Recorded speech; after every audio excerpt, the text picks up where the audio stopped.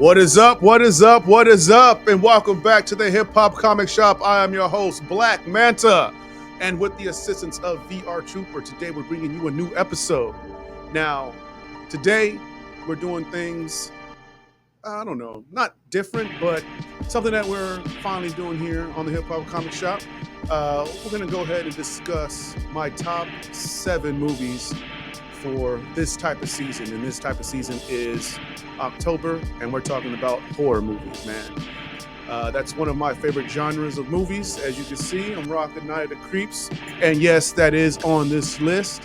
Where? Well, you won't know until I go over it, all right? So I just want to talk about these movies that kind of scared the living shit out of me when I was a kid, you know? Yeah, man, I would just watch them and I would be terrified, but I was like, I couldn't turn them off, but I would have to watch to see what happened at the end. And I don't know, it's just something about horror movies that I just love, and I can't get enough of them.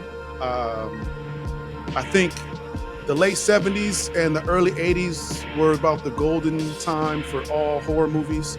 The 90s, there's some that are, there's some hits and misses in there. Early 2000s, a lot of them, too much special effects, and so they really hold up with the test of time. The reason why I think the 80s for me are the best horror movies is because of the use of practical effects. That's why Star Wars still is good to this day, because it's practical effects, the original trilogy, that is. And that's why a lot of these movies, to me, if you go ahead and watch them right now, yeah, you'll see that it's dated just because it's the 80s and all that or whatever. But as far as the effects, the use of the practical effects, still top notch to this day. You know what I'm saying? So let's go ahead and get this started. Now, like I said, it's my top 7. I was going to do a top 10, but everyone does a top 10. And I was going to do a top 5, but then people do top 5. So I was like, I'm going to flip it, and I'm just going to do a top 7. All right? So here are my top 7 horror movies for me, in my opinion. My favorite 7. All right? All right, so let's start off with number 7. Number 7 is The Return of the Living Dead. All right. Now, this came out in 1985, if I remember correctly, and it was directed by Dan O'Bannon. And this movie's so dope for a couple of reasons. It is, in a way, a sequel to Night of the Living Dead, which was directed and written by George A. Romero. He's the godfather of zombie movies. That black and white spectacular movie brought every zombie movie pretty much after that. It blew up, and so there's nothing but respect for him on that. Now, the reason why this movie is considered a sequel because the 2 gentlemen who wrote this movie, George A. Romero, and I think it was, I forgot his first name, but I think his last name is Russo. They kind of butted heads on the sequel, so they went ahead and did their separate thing. That's why you have Day of the Dead, and doing them the late 70s, early 80s, and then you have Return of the Living Dead, which was 1985, and so they went ahead and did their own, I guess, sequel, if you will. And I mean, this movie's great. The zombies are fantastic. It's kind of like a horror comedy, and it's a classic, man. I really do love that movie. It's great. It's great. Now, number 6 is, a lot of people haven't seen this movie. It is Night of the Demons, and I love this movie.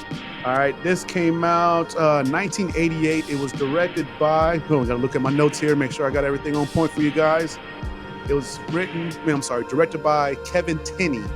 All right, this came out in 1988.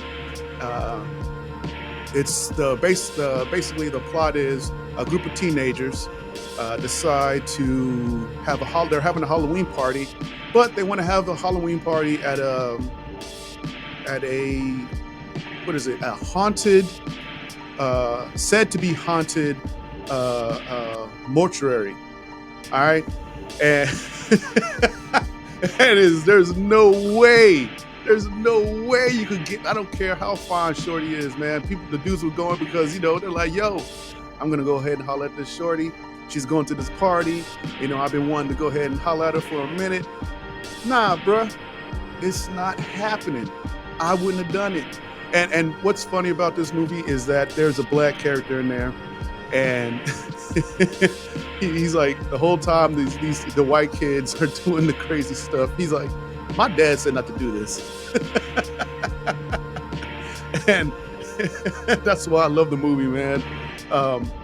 And it's cool because actually, I'm not giving away the plot of the movie if you haven't seen it or anything like that. But one thing I can say, the black dude survives. Yes, that's right. And that's the only reason why this is on my list, top 7. It's at number 6. All right, the black dude made it. Now, I'm not telling you who else survived in the movie, but I'll give you that one. All right, and he's funny through the whole movie. Just his reactions is kind of like, yeah, well, shouldn't have done that, homie. I don't know what to tell you. Now, number 5 is a classic movie. Number 5 is Poltergeist. This came out in 1982, and it was directed by Tobe Hooper. This movie used to scare the crap out of me. Now, this was a very good horror movie because, one, it was a PG-13 movie, and I mean, it was, to me, it's one of my, it's scary, man.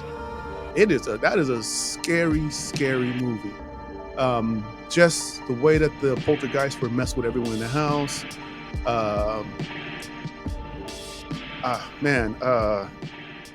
To find out how everything was done, like how evil was, how the pastor was evil and had all those people follow him like in a cult, and the way that the developers, were removing the headstones, but they didn't remove the bodies. Your daughter gets sucked into another dimension, and you got to get her out. Oh man! But my thing is, when everything started acting strange in that house, you got to shake the spot, man. You see certain things happen, you be like, oh, that's cute. No, it's not. That's not cute. That ain't supposed to happen. Only thing you're supposed to do is pack up and shake the spot. That's it. Take the L, just move. That's all you can do. But they didn't, because if they did, then we wouldn't have a movie, right? But it's a classic. Just the bathroom scene in the mirror, that alone right there blew my mind when I was a kid. So yeah, love that movie. Every time it's on, I watch it. All right, now number 4, Night of the Creeps. Yeah, man, this right here came out in 1986. It is directed by Fred Decker. It is a B-movie type style flick. You have these aliens. Yeah, I know, right? Let's just start off with aliens, right? It's these aliens. They get dropped off onto Earth. Alien slugs that is, and they infect your brain by going in through your mouth. All right, and it's kind of a prom night. It's like it's taking place, not a prom, but it's taking place on a college campus, and it's like a big dance that's going down. And basically, you have a cop who is trying to save the day, and zombies. You got a cop, zombies, college. It's the perfect mix, right? Now, what's cool about this movie as well is that there's 2 different endings. I don't know a lot of people know about that, but there are 2 different endings that they did release, okay? And I remember the first time I saw the movie, I was loving it. I saw it like 3 or 4 times, and then one time I was watching it again, and then there was another ending. So I was like, wait a minute, it ended, that was a different ending. So I found out that they had 2 different endings on that, and it's fantastic, man. I guess one is kind of like I don't know. They try to have a happy ending on one. I guess if you want to call it a happy ending. But then there's another one that's kind of more straight in your face. Like, is there going to be a sequel? And I do think they had a sequel, but it was trash. So, and that came out like in 2007. So we didn't even talk about that. All right. Now, number 3. Now, this movie is not really with the scares or anything like that. It is a remake, and it is The Fly. This is the 1987 remake. All right. It was directed by David Cronenberg, and his movies, he's into the body horror type thing. And that's what made this movie such a trip. All right. It's starring Jeff Goldblum and Gina Davis. And that movie is fantastic, okay? My parents took me to go see this movie in the movie theater. Why? I don't know. I guess my mom and my dad didn't want to be too scared, so they took me. I was like, y'all are messing up my head. What y'all doing? But I love this movie. The special effects, the practical effects are fantastic. Basically, Jeff Goldblum is a scientist who comes up with this way to teleport people, and he meets his girl Gina Davis, and he's into her, and he's starting to become impatient. He's starting to skip steps, man, and he decides to just go ahead and do it, and he jumps into the pod, and unbeknownst to him, there's a fly in the pod with him when he teleports. And what the teleporter did, it broke him down to the atoms and transported them back over. But the computer got confused and merged them as one. And in doing so, he slowly turned it into a fly. Man, that movie's so great, man. I love it. I recommend it. If you're into body horror, please check it out. It's still fantastic to this day. All right. Number 2 is The Exorcist. Now, this came out in 1973. It was directed by William Friedkin. I'm probably saying his name wrong, but please apologize to me on that, sir. Now, this movie is creepy. All right. It's a great movie. Wonderful actors in it all the way through. It's a trip, man. I remember they were saying that people were so scared they were leaving the theater or just moving all the way to the back when it originally premiered back in 73. I've watched it with my wife, and at the time we were still dating, and I was watching also with my cousin and his lady, and it was funny because there's certain scenes where it's flashes, right? Faces on the screen. And my cousin was looked at me, hey, y'all saw that too, right? So we're yeah, we saw it too, man. So that let you know, man, it's a good movie. It's not from 1973. I really can't spoil it for you if you haven't seen it. But I mean, I could tell you about it, but if you haven't seen it, please watch it. Turn off all the lights, get right, have something to sip on. You're gonna enjoy it. Now, the number 1 movie for me of my top 7, I've already said it before, but I'm gonna say it again, all right, is John Carpenter's The Thing. All right, this came out in 1982. I just love this movie so much. All right, it's everything you need. It's isolation, it's confusion, it's fear.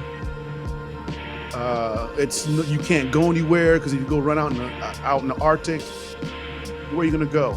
And then you have an alien that can shapeshift and make a copy of you perfectly. And it's so perfect, you don't even know that you're a copy. How scary is that? Until you find out it's your copy when it decides to, do its thing. This movie, when it came out originally back in '82, it was a box office bomb. All right. Now, the reason why it was a bomb is that E.T. came out that same time, and nobody wanted. After you watch E.T. and you have the lovable alien with the glowing finger with kids flying on bikes. Nobody wants to see a movie with an alien that is going to take over the globe in a matter of, what was it, 2 weeks? It would have took over the globe if it got to civilization. You know, I mean, no one's going to care about no weed smoking, alcohol drinking guys in the Arctic. No one want to watch that. They want to have a family time movie. And The Thing was a straight up horror movie.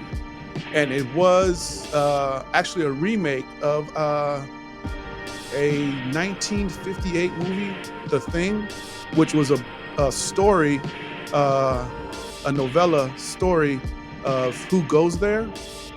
So, you know, it was a book, it was a movie, and it was a remake. So I got 2 remakes here on my list, and these 2 remakes, they are better than the original, if you ask me. If you ask me, this movie was The Thing, man. It's Kurt Russell. You also have, I'm going blank. Oh man, going blank on his name right now. Oh, come on.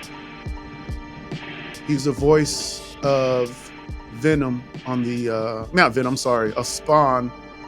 Keith David. Yeah, Keith David. He's in a lot of John Carpenter flicks, you know what I'm saying? So it's a great movie. If you can get through that, because I mean, there's some scenes in that, man, that, oh man, I love it, and I can't wait till little Manta's old enough to go ahead and watch this movie. Actually, every movie on this list. You know, actually, even though it's not on my list, I did get her to watch Critters and Killer Clowns from Outer Space, and she loved both of those. So she's on the right path, all right? But that's it, guys. Thank you for tuning in again, checking out this top 7 of my favorite horror movies of all time. Yeah, they're all 80s. One's from the 70s, but you know, hey, I was born in 78, you know what I'm saying? So thank you again. Thank you for watching the Hip Hop Comic Shop, and please be safe. Peace. See you next time.